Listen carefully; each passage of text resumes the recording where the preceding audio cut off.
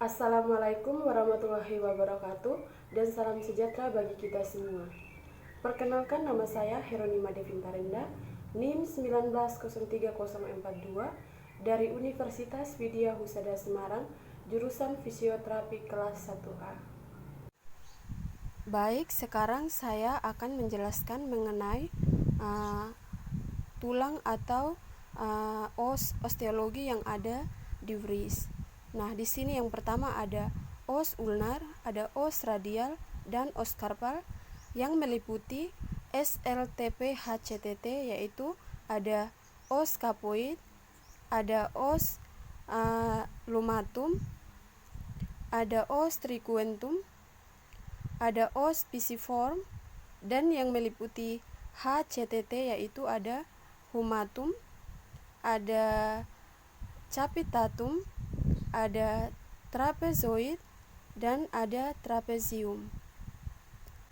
Dan kemudian saya akan menjelaskan artro atau sendi yang ada di wris, yaitu yang pertama distal radio ulnar joint, yaitu pertemuan antara os ulnar dan os radial di bagian distal.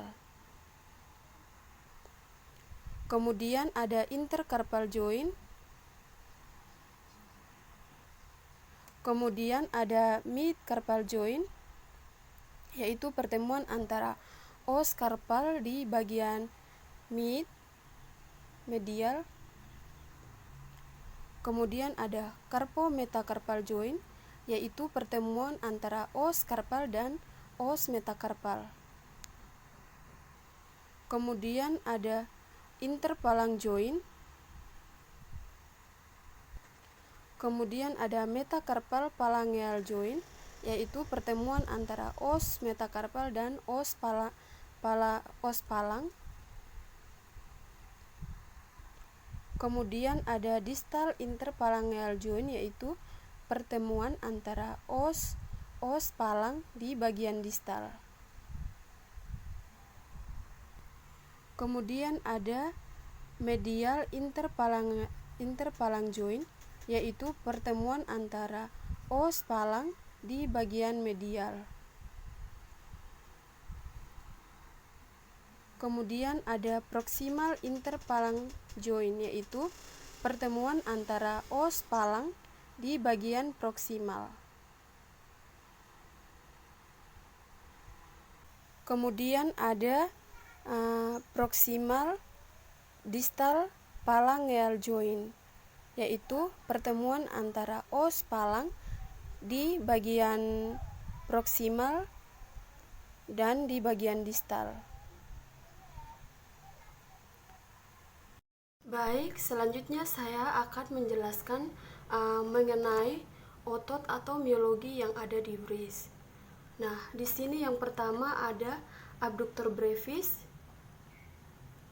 yang kedua ada flexor pollicis brevis, yang ketiga ada abductor pollicis, dan yang keempat, kelima, keenam, dan ketujuh yaitu lumbricalis, yang kedelapan yaitu flexor digiti minimi brevis, yang kesembilan yaitu abductor digiti minimi, dan yang ke-10 yaitu palmaris brevis.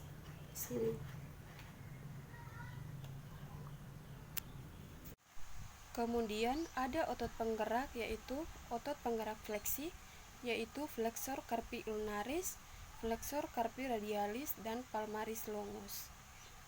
Kemudian otot penggerak ekstensi, yaitu ekstensi carpi radialis dan extensor digitorum.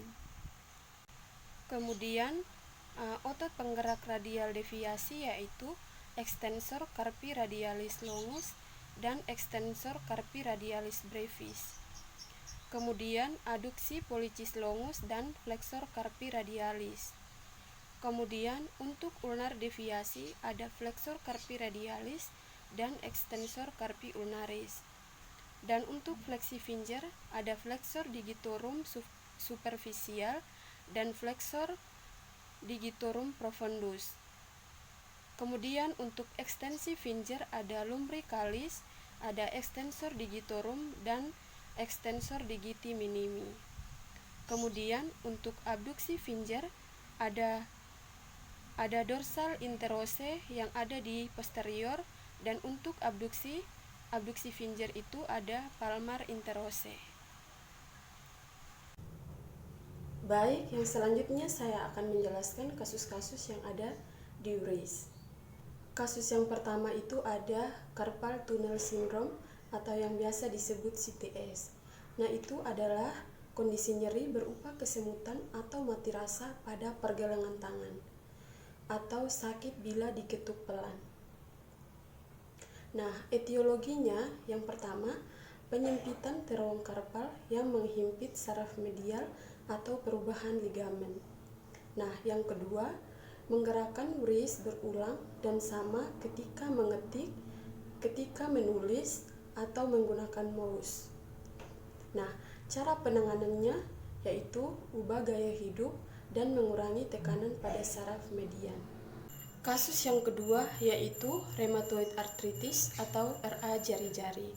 Nah, itu adalah peradangan pada sendi atau tangan dan kaki yang menyebabkan kerusakan pada sendi.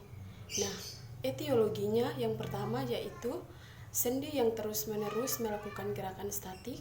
Yang kedua, menyebabkan nyeri persendian. Yang ketiga, muncul benjolan di sendi palang di bagian sini. Nah, yang keempat, perubahan deformitas atau bentuk. Nah, yang kelima, bersifat degeneratif atau tidak bisa pulih kembali. Kasus yang ketiga yaitu ganglion. Ganglion adalah benjolan non-kanker pada tendon atau sendi pergelangan atau wrist dan tangan yang berisi cairan sendi. Nah, etiologinya yang pertama yaitu sinovial yang menumpuk dan membentuk kantong di daerah sendi ataupun tendon. Nah, yang kedua, OA, cedera area sendi.